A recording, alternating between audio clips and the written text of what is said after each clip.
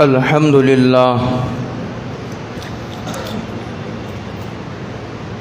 للہ وکفا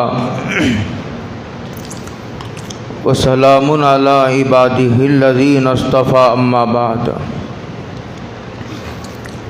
اعوذ باللہ من الشیطان الرجیم بسم اللہ الرحمن الرحیم انما الصدقات للفقراء والمساکین والعاملین علیہا والمؤلفۃ قلوبهم وفي الرقاب والغارمین وفي سبیل اللہ وابن السبیل فریضۃ من اللہ واللہ علیم حکیم صدق اللہ مولانا العظیم۔ قابل قدر بزرگوں، دوستوں، بھائیوں، السلام علیکم ورحمۃ اللہ وبرکاتہ۔ اس سے پہلے جمعہ میں زکوٰۃ کے دینے کا حکم، اس کی فضیلت اور اس کی برکتیں، اور نہ دینے کا دنیاوی و اخروی نقصان بتایا گیا تھا۔ اس کا ایک پہلو یہ رہ گیا تھا کہ زکوٰۃ دینا کسے ہے۔ اس وقت خطبے میں سورہ توبہ کی ایک آیت کریمہ تلاوت کرنے کی اللہ رب العالمین نے سعادت عطا فرمائی ہے۔ اس میں انہی مصارف کا ذکر ہے۔ زکوٰۃ دینے کا اختیار اللہ تعالیٰ نے نبی کو بھی نہیں دیا، بلکہ نبی کو بھی اس بات کا پابند بنایا کہ یہ فہرست ہے مصارف کی، زکوٰۃ کی رقم انہی مستحق افراد میں، اس فہرست میں جو لوگ آئیں گے ان کو زکوٰۃ دی جا سکتی ہے، ان میں جو لوگ نہیں آتے ان کو زکوٰۃ نہیں دی جا سکتی۔ یہ فہرست اللہ تعالیٰ نے قرآن مجید میں نازل فرما کر حضرت رسول اللہ صلی اللہ علیہ وسلم کو یہ فرمایا، زکوٰۃ کے مصارف سے تعلق رکھنے والا مسئلہ نہ نبی کے اختیار میں ہے نہ غیر نبی کے اختیار میں ہے۔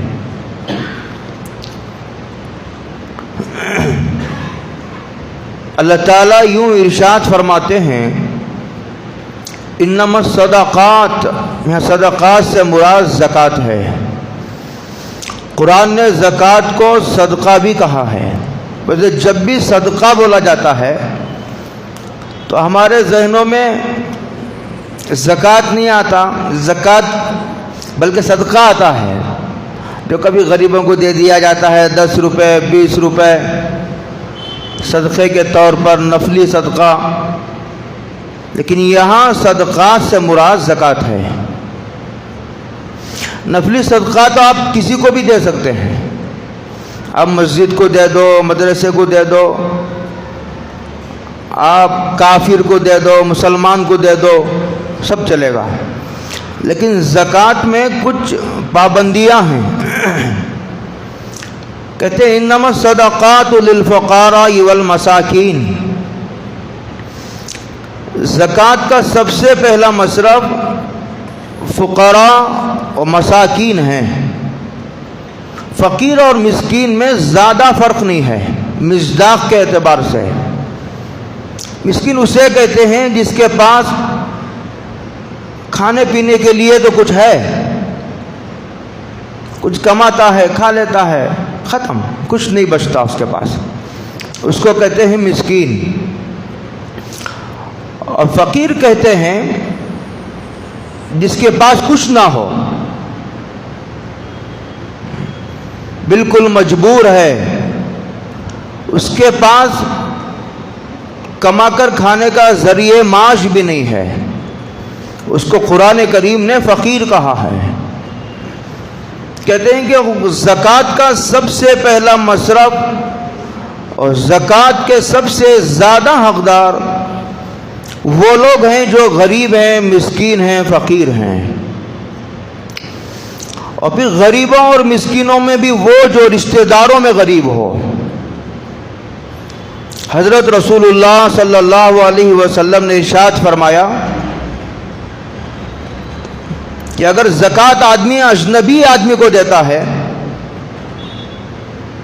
تو اسے ایک اجر ملتا ہے زکوٰۃ دینے کا، اور اگر وہی زکوٰۃ اپنے غریب رشتہ دار کو دیتا ہے تو حضور فرماتے ہیں اسے 2 اجر ملتے ہیں، ایک زکوٰۃ دینے کا اجر اور ایک صلہ رحمی کا، رشتہ داری کا خیال رکھنے، اس کے ساتھ حسن سلوک کرنے کا الگ سے اجر ملے گا۔ اسی لیے فقراء اور مساکین میں تو عام فقراء اور مساکین بھی آ جاتے ہیں، لیکن اس میں سب سے زیادہ حقدار غریب رشتہ دار ہیں۔ ہم لوگ اجنبیوں کو زیادہ، بعض لوگ ماشاءاللہ رشتہ داروں کا بھی خیال کرتے ہیں، لیکن بسا اوقات ایسا ہوتا ہے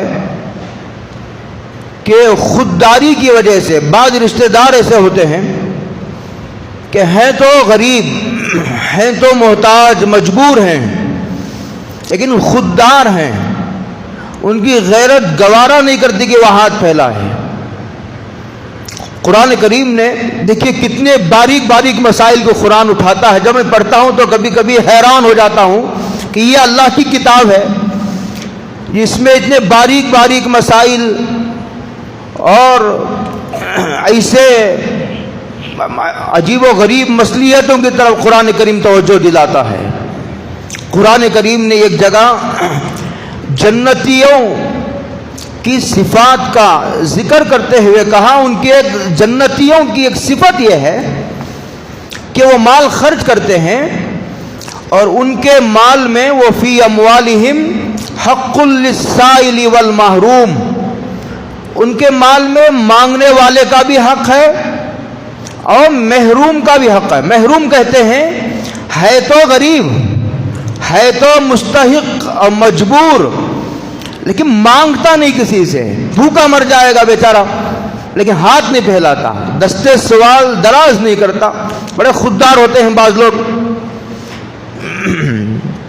بڑے خاندان کے لوگ ہیں، غریبی کا تعلق خاندانوں سے نہیں ہے، بعض اچھے شریف لوگ بھی غریب ہو جاتے ہیں، وہ تو اللہ کی تقسیم ہے، کسی کو غریب بنا دیا اللہ اور کسی کو مالدار بنا دیا۔ اسی لیے علماء نے بڑی کتابوں میں یہ لکھا ہے کہ سامنے والے کی عزت خیال، عزت نفس کا خیال کرتے ہوئے کہ زکوٰۃ دینے والے کا زکوٰۃ کی نیت کرنا ضروری ہے، بغیر نیت کے اگر زکوٰۃ دے گا زکوٰۃ ہی نہیں ادا ہوتی۔ مثال کے طور پر پہلے کسی کو دے چکا 2000 روپے، دیتے وقت زکوٰۃ کی نیت نہیں تھی، اب جب وہ حساب کرنے بیٹھا تو وہ جو 2000 روپے 2 مہینے پہلے دیا ہے اب اس کو کاؤنٹ کر رہا ہے زکوٰۃ میں، اب نہیں ہوتی زکوٰۃ ادا۔ زکوٰۃ دینے سے پہلے نیت کرے کہ یہ زکوٰۃ کی رقم ہے، لیکن سامنے والے کو یہ بتانا ضروری نہیں ہے کہ یہ زکوٰۃ کی رقم ہے۔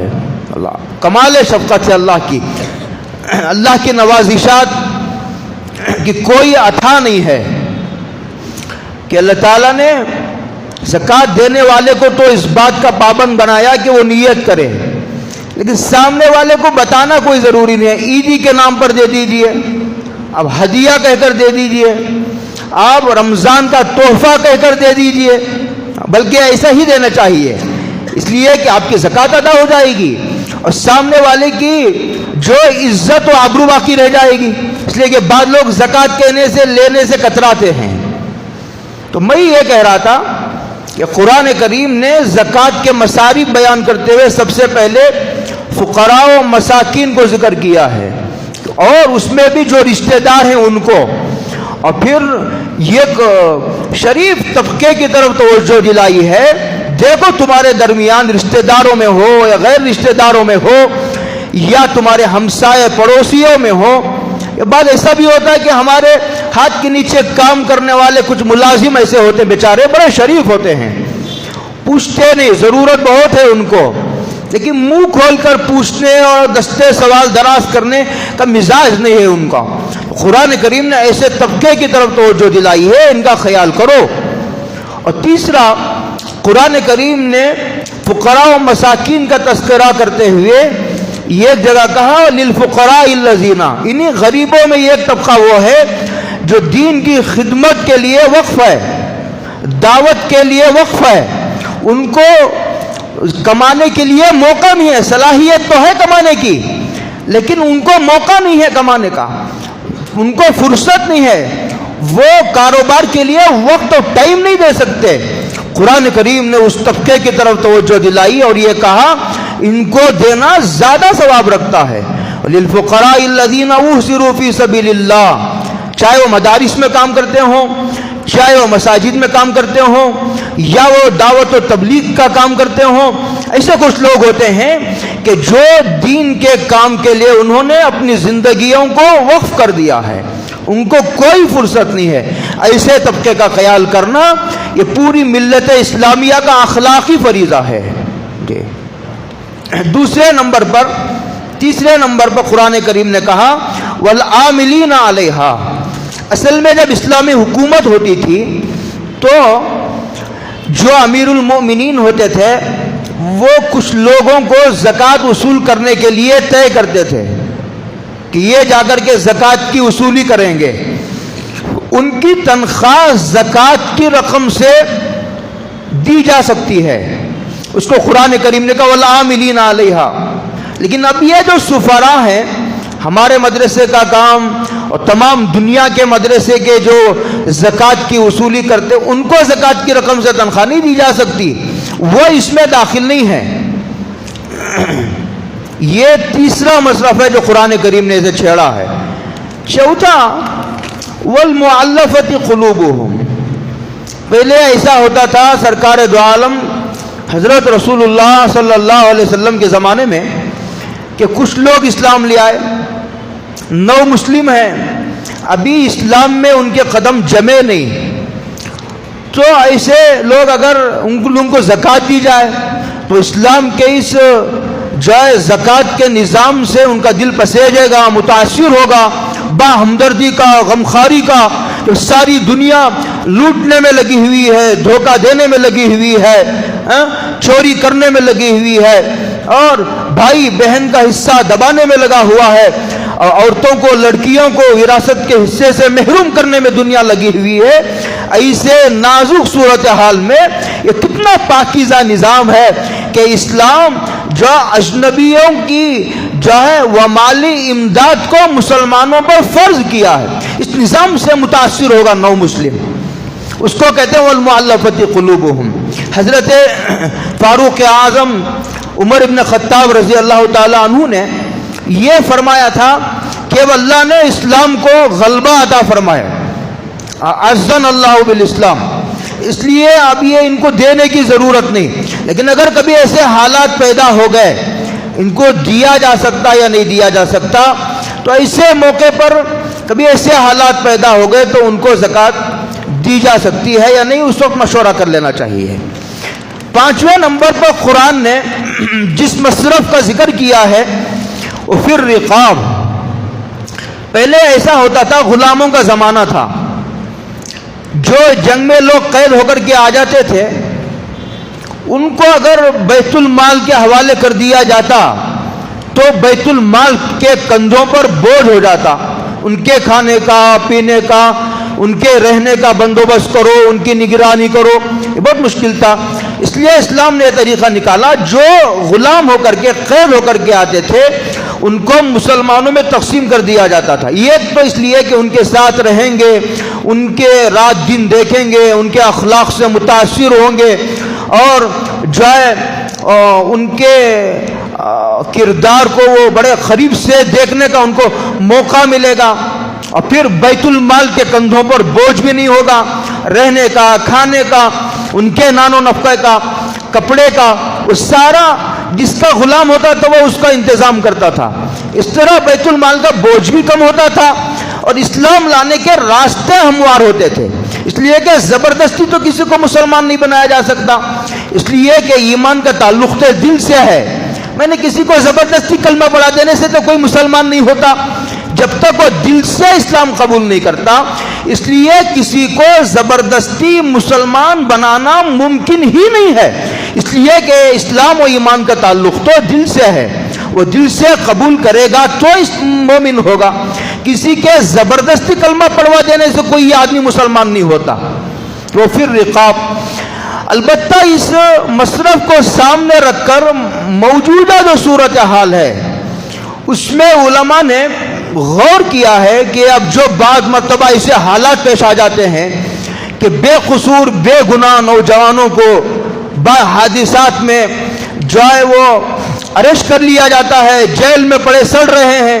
ان کے کیس لڑنے کے لیے کسی کے پاس پیسے نہیں، جن کو اریسٹ کیا گیا ہے وہ بیچارہ غریب ہے اور ان کے رشتہ دار ان کو توجہ، ان کی طرف توجہ دینے تیار نہیں ہے.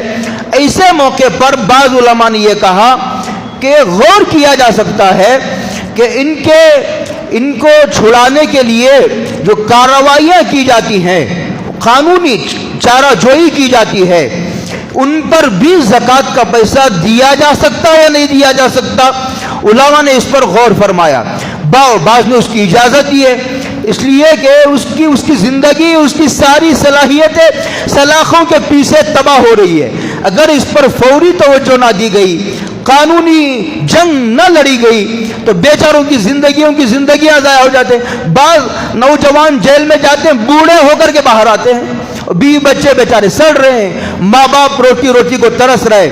ایسوں کا خیال. اور پھر رقاب، آگے فرمایا والغارمین، وہ غارمین کہتے ہیں قرضدار کو. بیچارہ کوئی حادثہ آ گیا، کنگال ہو گیا، قرضدار ہو گیا، یا نہیں تو کمانے کھانے کو برابر تھا. ایسا ہو گیا کبھی کہ بیٹی کی شادی آ گئی، قرض لے کر کے شادی کرنی پڑی. کبھی ایسا ہو گیا کہ ماں بیمار ہو گئی، بڑی بیماری کا شکار. کبھی بچے کا کوئی حادثہ پیش آ گیا. تو ایسے موقع پر یہ وہ اخراجات ہیں جو اچانک آ پڑتے ہیں. کھانے پینے کو برابر ہے، ایک آدمی کی تنخواہ 15,000 ہے، کھانے پینے، اس کی دوائی، بیوی بچوں اور گھر کے کرائے کے لیے برابر ہے. جو کماتا ہے برابر سرابر. لیکن اگر کوئی بیماری لاحق ہو گئی، اگر کوئی حادثہ آ پڑا، اگر کوئی آسمانی بلا اس پر آن پڑی تو ایسے موقع پر اس کو قرض لینا پڑتا ہے. اس لیے کہ بھیک مانگنے سے تو قرض لینا یہ عزت کا راستہ ہے. اسی لیے علماء نے فرمایا کہ ایسے آدمی مخروج ہو گیا، لینے کو تو لے لیا، کوئی راستہ ہی نہیں تھا. اب اس قرضدار کے پاس ادا کرنے کے لیے کوئی پیسہ نہیں ہے تو ایسے قرضداروں کو زکوٰۃ دی جا سکتی ہے.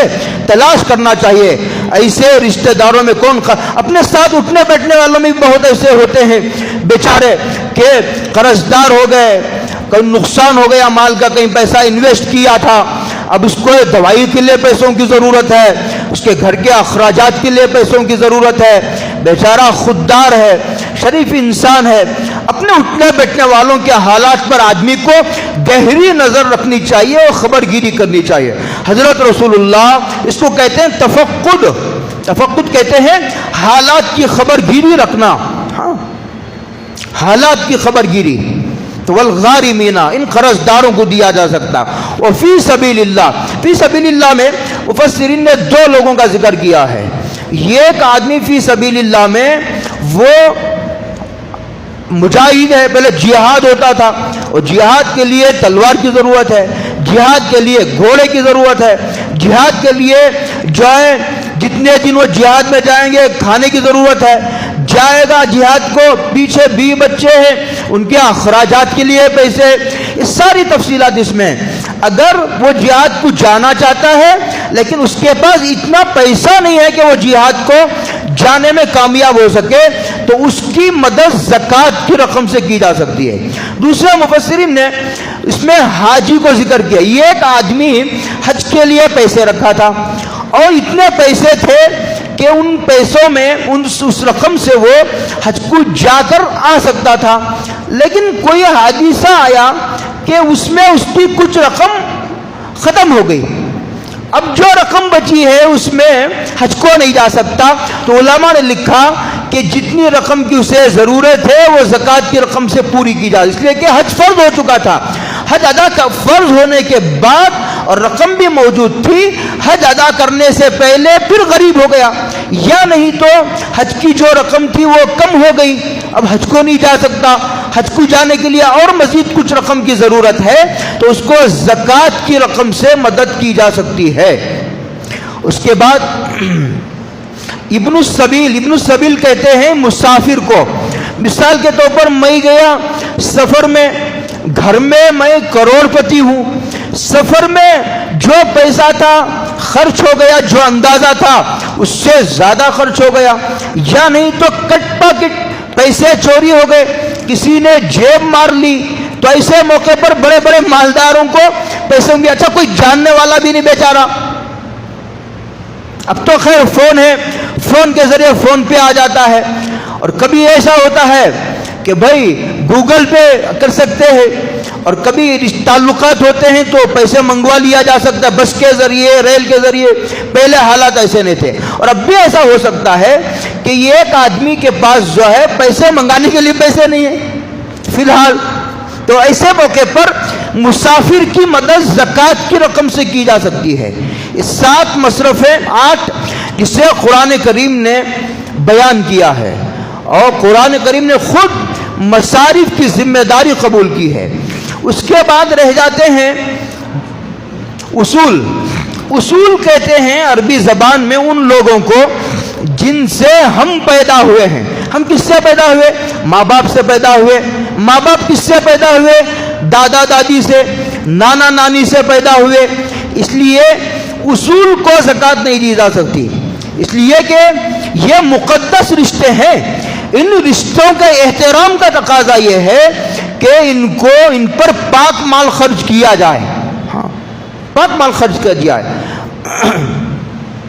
اور اسی طرح علماء نے یہ بھی لکھا ہے کتابوں میں کہ جو ددیال اور اسی طرح ننیال ہوتا ہے، 2 اس میں وہ ایسے افراد جو کما کر کھا نہیں سکتے، معذور ہیں، مجبور ہیں، ویسوں کا نان و نفقہ بھی ان مالداروں پر واجب ہے جن پر صدقے فطر واجب ہے، زکوٰۃ نہیں، جن کو زکوٰۃ دینا ضروری ہے، جن پر زکوٰۃ فرض ہے، ان کو تو خیال کرنا ہی ہے، لیکن جن پر صدقے فطر واجب ہے، قربانی واجب ہے، ان کے بارے میں علماء نے یہ لکھا ہے کہ ددیال میں اور ننیال میں ایسے کوئی افراد ہو جو کما کر کھانے کی طاقت نہیں رکھتے، کھا نہیں سکتے، مجبور ہیں، معذور ہیں، اپاہج ہے، ان کا نان و نفقہ، ان کے اخراجات بھی ان کے ذمہ واجب ہیں۔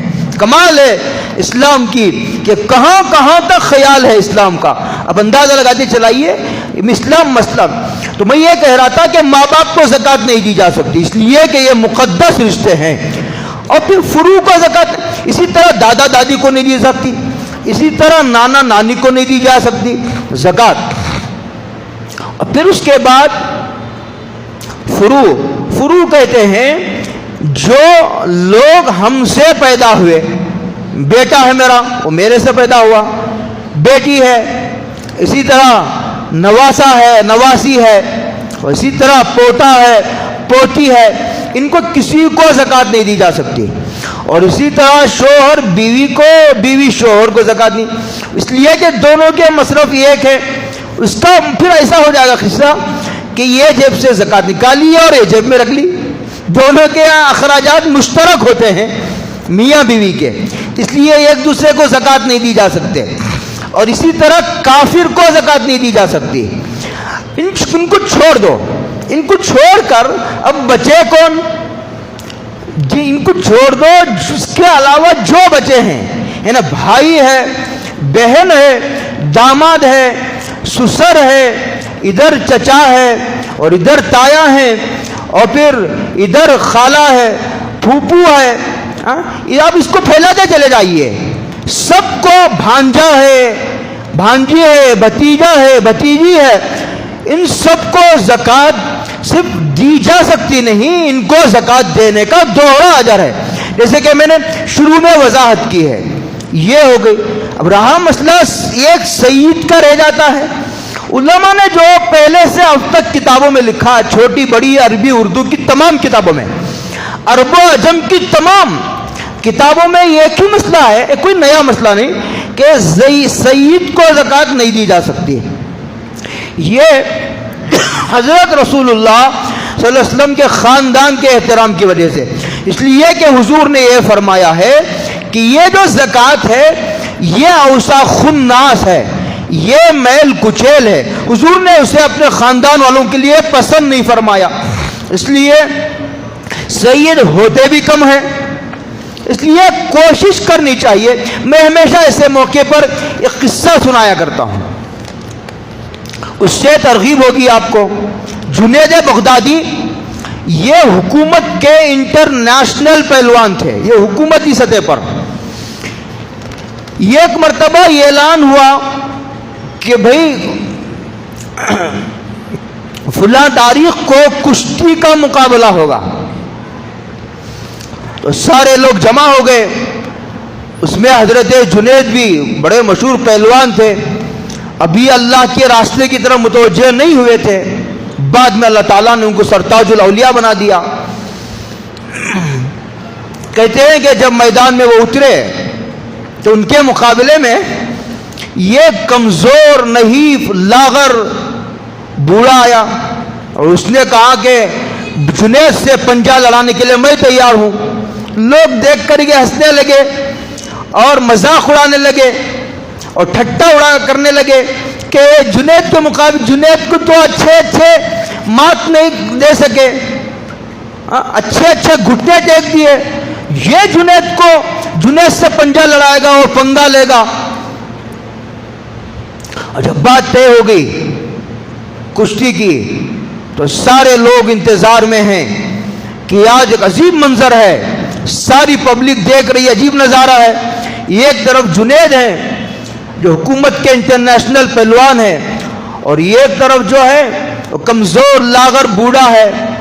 خیر کشتی شروع ہوئی، شروع ہونے سے پہلے جنید بغدادی کے کان میں اس بوڑھے نے یہ کہا کہ بھائی میں تم سے کیا پنجہ لڑاؤں، میرے سے تو ٹھیک سے چلا بھی نہیں جاتا، لیکن کئی دنوں کا فاقہ ہے، غریبی نے بہت ستایا ہے اور مدد کرنے کے لیے کوئی تیار نہیں، اور حسن اتفاق یہ ہے کہ اللہ نے مجھے سادات میں سے بنایا ہے۔ یہ انہیں کان میں کہا جنید بغدادی کی کہ جب ایام بھلے آتے ہیں تو ملنے کی راہ وہ خود بتاتے ہیں، جب آدمی کے اچھے دن آتے ہیں نا تو پھر سارے اسباب اکٹھے ہو جاتے ہیں۔ تو جنید بغدادی کے اندر جو حضرت رسول اللہ صلی اللہ علیہ وسلم کی محبت کی چنگاری تھی وہ بھڑک اٹھی، وہ خاموش ہو گئے سن کر۔ اس کے بعد کشتی شروع ہوئی تو جنید بغدادی خود اس بات کی کوشش کر رہے تھے کہ میں کسی طرح ہار جاؤں اور یہ بوڑھا جیت جائے اور انعام اسے ملے۔ تو اس بوڑھے نے جنید کو پچھاڑ دیا اور اسی نے پر چڑھ کر بیٹھ گیا بوڑھا۔ لیکن حکومت کے جو ذمہ دار تھے ان کو بڑی شرمندگی ہوئی کہ آج تو ہماری عزت داؤ پر لگ گئی، ایسا پہلوان جس کی پہلوانی پر ہم کو ناز تھا، فخر تھا، آج اس نے حکومت کی عزت کو مٹی میں ملا دیا۔ کہا کہ نہیں دھوکہ ہوا ہے، دوبارہ پھر کشتی لڑی جائے گی، دوبارہ پھر لڑی گئی۔ تو پھر جنید بغدادی پھر پچھڑ گئے اور بوڑھا پھر سینے پر چڑھ کر بیٹھ گیا۔ اس طرح 3 مرتبہ ہوا۔ خیر جو ہونا تھا ہوا، حکومت کی عزت بھی گئی، جنید کی بھی عزت گئی، ملیا میٹ ہو گئی، عزت کا جنازہ نکل گیا۔ اس کے بعد جو ہے کہ دیکھیں جنید بغدادی بڑے شرمندہ اور اپنی ساری عزت لٹا کر رات میں جب آ کر کے لیٹتے ہیں تو حضرت رسول اللہ صلی اللہ علیہ وسلم خواب میں تشریف لاتے ہیں اور یہ کہتے ہیں کہ جنید بہت دانشمندی کا کام کیا، کاش تو نے میرے خاندان کے ایک فرد کی ضرورت کا خیال کرتے ہوئے اپنی عزت کو داؤ پر لگا دیا، آج تیرے سر پر ہم جو ہے وہ سرتاج الاولیاء کا تاج پہناتے ہیں۔ اس کے بعد ان کو ولایت کا بہت بڑا مقام حاصل ہوا کہ گورنر بادشاہ تک جنید بغدادی سے بیعت ہو کر کے جو ہے عزت محسوس کرتے تھے ان کے حلقے میں داخل ہو کر کے۔ اسی کو کسی شاعر نے بہت خوب کہا، محبت کی بازی وہ بازی ہے دانش کہ خود ہار جانے کو جی چاہتا ہے، محبت کی بازی وہ بازی ہے دانش کہ خود ہار جانے کو جی چاہتا ہے۔ اس لیے مالداروں سے یہ گزارش ہے، اگرچہ کہ بعض علماء نے اس وقت سیدوں کو زکوٰۃ دینے کے جواز کا فتویٰ دیا ہے، لیکن میں اس سے اوپر اٹھ کر کے آپ حضرات کو یہ توجہ دلاتا ہوں کہ ایک چند گنے چنے افراد جو خود اپنے سید ہونے کا اعتراف کر رہے ہیں ان کے خاندان کا خیال کرنا بہت بہتر، اس لیے کہ حضور کا یہ منشا نہیں ہے۔ اس لیے پہلے ان کو بیت المال سے حصہ دیا جاتا تھا، ان کا حصہ بیت المال میں مقرر ہوتا تھا، بیت المال اب باقی نہیں رہا تو علماء نے اس کے جواز کا فتویٰ دیا، لیکن بیت المال کے نہ ہونے کی وجہ سے حضور کے خاندان کی عزت تو کم نہیں ہو گئی، یہ سمجھنے کا اس میں پہلو، یہ ہمارے حضرت نے بہت تفصیل سے لکھا ایک جگہ۔ وقت ختم ہو گیا، ورنہ میرا ارادہ یہ تھا کہ میں صدقہ فطر پر بھی کچھ روشنی ڈالوں، یہ حدیث سنا کر بات ختم کروں گا۔ یار زندہ صحبت باقی، حضرت رسول اللہ صلی اللہ علیہ وسلم نے جو ہے صدقہ فطر کس پر فرض کر دیا، موقع ہوگا تو آئندہ جمعہ 2-4 منٹ اس پر بیان کر کے باقی انشاءاللہ دوسرے موضوع پر گفتگو کریں گے۔ حضرت رسول اللہ صلی اللہ علیہ وسلم نے ارشاد فرمایا یہ جو صدقہ فطر ہے فرض رسول اللہ صلی اللہ علیہ وسلم صدقۃ الفطر زکات الفطر طہورۃ للصیام من اللغو والرفث وطعمۃ للمساکین کا حضور نے صدقہ فطر فرض کرنے کی 2 حکمتیں بیان فرمائیں۔ ایک روزے میں کبھی بے حیائی کی باتیں ہو جاتی ہیں، بیوی کے ساتھ فوش باتیں ہو جاتی ہیں کبھی، اور دوسرا کبھی بیکار باتیں، نہ اس کا دنیا میں کوئی نفع ہے نہ اس کا دین میں کوئی نفع ہے، ایسی بیکار فضول باتیں ہو گئی، ایسی کوئی اونچ نیچ ہو جاتی ہے، انسان ہے بشر ہے، باوجود احتیاط کے کبھی آدمی کا پیر پھسل جاتا ہے، کوئی ایسی چیز دیکھ لیا فوراً تنبہ ہو گیا، اور پھر اس کے بعد اس نے توبہ کر لی، توبہ کر لینے سے گناہ معاف ہو گیا، لیکن وہ جو دھبا ہے وہ جو دھبا تھا وہ دھبا صدقہ فطر سے دور ہوگا۔ جیسے بعض مرتبہ ایسا ہوتا ہے نا کہ آدمی کپڑا دھوتا ہے، کپڑا پاک ہو گیا، بدبو ختم ہو گئی، لیکن داغ موجود ہے، تو کہتے ہیں حضور کے اللہ تعالیٰ نے روزے کو پاک و صاف کرنے کے لیے، پاک و صاف رکھنے کے لیے جو روزے پر میل کچیل آ گیا ہے اس لیے صدقہ فطر کو فرض کیا۔ دوسرا فرمایا وہ طعمۃ للمساکین، آپ عید کے صبح میں فجر میں جو ہے وہ فرض کیا ہے اپنی طرف سے، اپنے نابالغ اولاد کی طرف سے جو ہے وہ صدقہ فطر واجب ہے۔ 5 چیزوں سے سرکار دو عالم صلی اللہ علیہ وسلم کے زمانے میں صدقہ فطر دیا جاتا تھا، یہ گیہوں، اور دوسرا جو ہے وہ بارلی جو، اور تیسرا منقع کشمش، چوتھا کھجور، اور 5واں پنیر۔ میں کہتا ہوں جو درمیانی درجے کے لوگ ہیں یا کمزور درجے کے لوگ ہیں وہ گیہوں سے اور اسی طرح بارلے سے، کھجور سے زکوٰۃ دے، جن کو اللہ نے پیسہ دیا، بے پناہ دولت اللہ نے دی ہے، شکر کا مقام ہے، کتنا شکر کا مقام ہے کہ اللہ نے دینے والا بنایا۔ حضور نے فرمایا دینے والا ہاتھ لینے والے ہاتھ سے بہتر ہے، اللہ نے دینے والا بنایا، لینے والا نہیں بنایا۔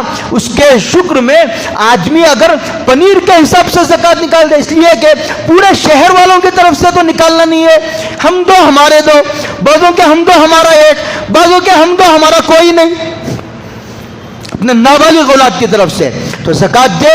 میں کہتا ہوں کہ دینے سے آپ کا کچھ نہیں بگڑے گا، مالداروں کا کام بن جائے گا۔ حضور علماء نے لکھا ہے کہ یہ غریب عید میں سے بھی کوئی اس سے پہلے آپ دے دیں گے، کپڑے سلا لیں گے بیچارے، اپنے بچوں کے لیے جوتے لے آئیں گے، اپنے بچے کے لیے ٹوپی لے آئیں گے، اپنے بہن اوڑھنے کے لیے دوپٹہ لے آئیں گے، وہ کھانے کے لیے کچھ اناج لے آئیں گے، کچھ مٹھائی کا میٹھے کا انتظام کر لیں گے، اس لیے کہ شریف انسان خوشی کے دن تنہا نہیں منایا کرتا، شریف انسان خوشی کے دن تنہا نہیں منایا کرتا، غریبوں کو بھی شریک کیا کرتا ہے۔ اللہ عمل کی توفیق عطا فرمائے۔ وآخر دعوانا ان الحمد للہ رب العالمین۔